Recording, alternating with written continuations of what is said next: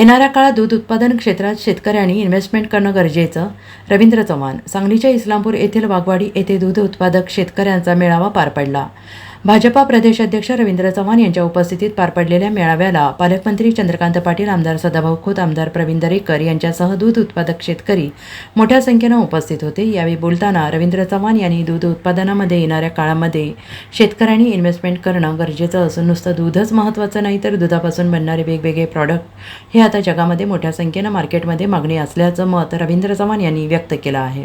आज तुम्ही सर्वांनी जे पाऊल उचललंय ते पाऊल येणाऱ्या काळामध्ये काही देश की ज्या देशामध्ये विशेष करून या सगळ्या फक्त दूध आणि दूध या एका विषयावरती तिथली असणारी संपूर्ण अर्थव्यवस्था ही संपूर्ण डिपेंडेड आहे. ब्राझील असेल, जर्मन असेल, ही सगळे देश, हे सर्व देश हे या सगळ्या देशांमध्ये तिथला असणारा प्रत्येक व्यक्ती हा त्या पद्धतीने काम करतो की त्यामध्ये नवीन टेक्नॉलॉजीच्या माध्यमातून जास्तीत जास्त दुधाचं उत्पादन कसं होईल आणि ते उत्पादन जगाच्या पाठीवरती वेगवेगळ्या पद्धतीने फक्त दूधच नाही तर दुधापासून बनणारे दूधजन्य पदार्थ जे आहेत ते पदार्थ जगाच्या पाठीवरती पाठवून एक वेगळ्या पद्धतीचा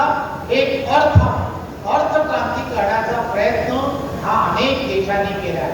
खरं तर या भागामध्ये सुद्धा या दूध संस्थेच्या माध्यमातून मी येताना पाहिलं की वेगवेगळे प्रोडक्ट हे या वेगवेगळ्या पद्धतीने आपण मार्केटमध्ये पुरवण्याचा प्रयत्न करतात.